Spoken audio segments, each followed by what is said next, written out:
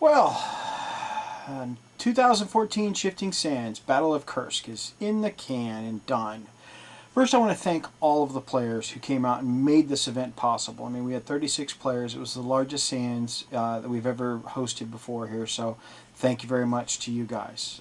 Second, I want to thank my staff, the guys who really helped me pull this together, because quite frankly, without them, there's no way I would have got this done. Cliff Gleason, your work on all of the computer wizardry and your mystical voodoo that you guys do, definitely keeping that or the AZDRFOW website up to date and current and updating it constantly.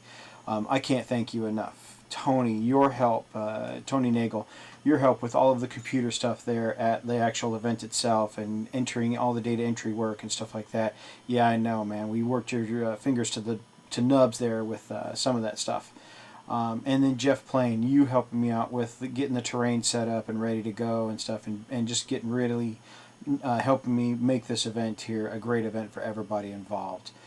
That's my luck normally with the dice. Thank you, sir.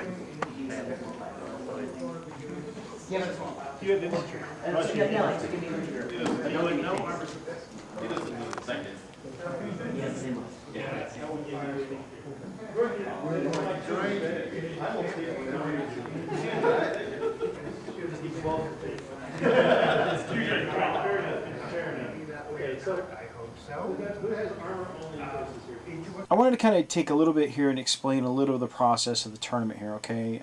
Setting up the terrain, that was really a group effort from the entire community. I mean, we had players come in from Northern California, Southern California, Las Vegas, Reno, Nevada.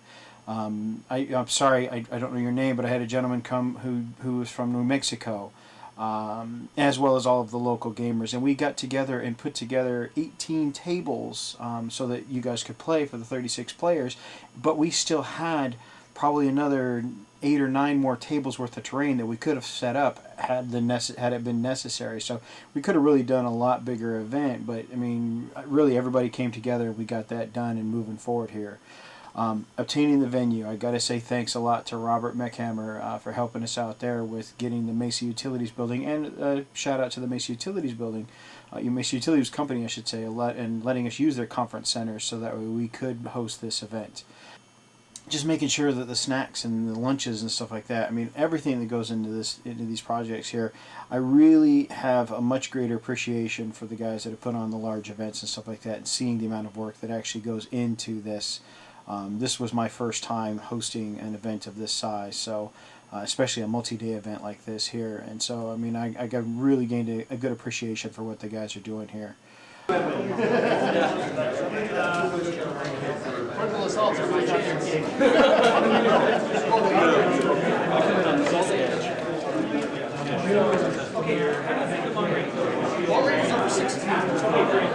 That counts as contact.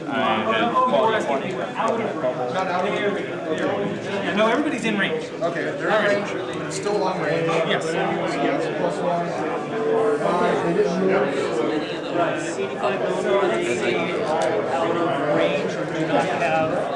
I wanted to say thank you very much to our corporate sponsors.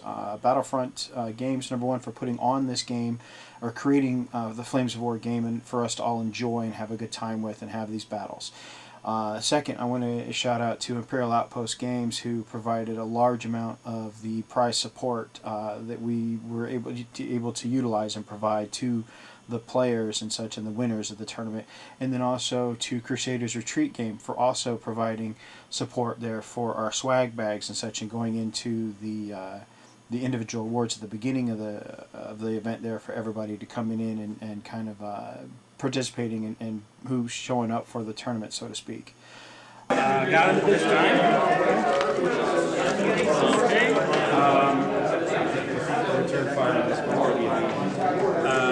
Maybe get the normal like 5 minutes. My only hope is that I get enough body into his track. Well, that's what happened. Yeah. It's mostly on that side. I want to talk a little bit about the mission selection stuff. There was a couple people here, or a couple comments that were made about the domination mission because we didn't necessarily play it as written. Okay, the domination mission basically did specify that the objective or the little control markers, the domination points, were actually supposed to be placed on terrain objectives. I decided, as the tournament organizer here, and as per the rules as written, tournament organizer sets it up, I just set it up in a straight line right across the center of the battlefield. My idea behind it is that I actually wanted players to mix it up more in the center and not necessarily try to play a set-piece battle.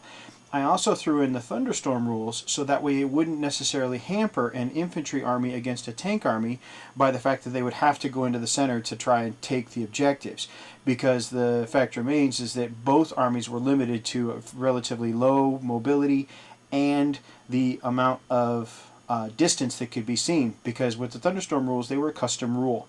Basically it was the Battle of Kursk, the third day of Operation Citadel, there were massive thunderstorms that actually rocked the area, shut down all the air support, made it really difficult and such. And using my own experiences from living in Asia and Europe and the United States, a thunderstorm pretty much seems to be, a severe thunderstorm pretty much seems to be the same everywhere. You can't see hardly anything in front of you, and the lightning and thunder definitely make it difficult to be able to try and pinpoint a location of an individual or something like that.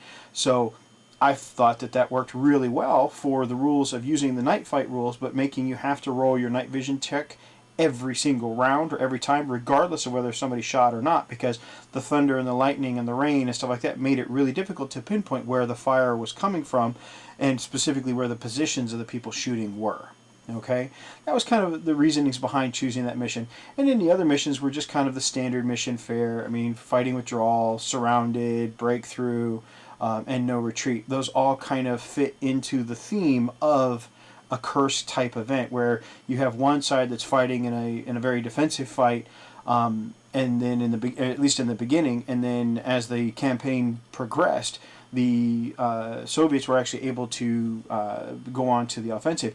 And in all truthfulness, the first two rounds went to the Soviets. The Soviets just dominated the Germans in the first two rounds, to the point that they actually were going into the German wings on the north and south side of the maps, and really started capturing a lot of that territory. But then round 3, 4, and 5 came in, and the Germans really came back with a vengeance and basically said, okay, well, we've kind of lost the wings, but instead they just punched right through the center, and just took out the Kursk salient by basically gobbling it from the west instead of coming in from the north and south like they did historically, or attempted to do historically at least.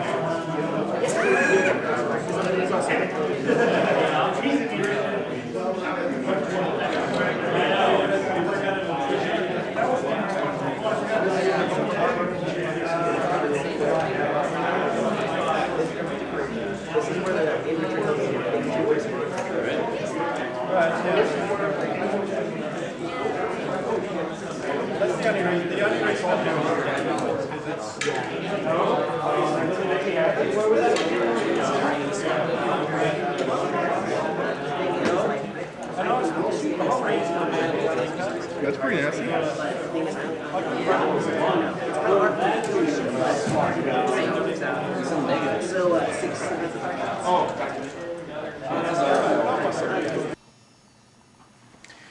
I want to talk about our winners as well. I mean, I want to give a big shout out to our overall winner, Tom Morris. He was one of our Las Vegas players that came down and joined the tournament.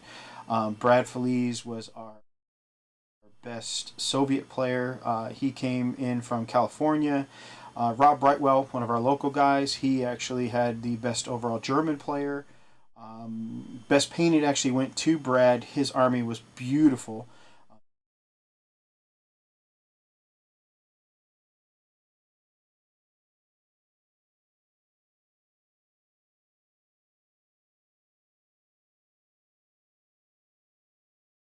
And we will have pictures of that as well up on the website, the AZDRFOW. I do invite people to go to that website because the Arizona Desert Rats, we put on the Shifting Sands every year, and that's the website that we utilize to make people aware of what the rules are and what the plans are and things like that. I don't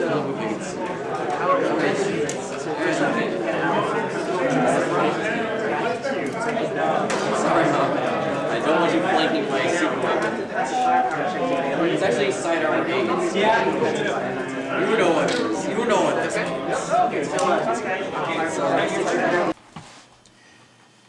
Yeah, I wanted to talk a little bit about the campaign.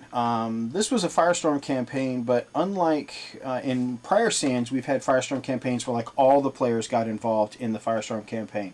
This time around, I decided to make it a little more general specific or kind of more simple on the part of the players, so that we had two generals. We had a Soviet general, Art Mailer, and we had a German general, Thomas Buzz Buzzard, who were really good at their jobs and did a great job with what was handed to them there.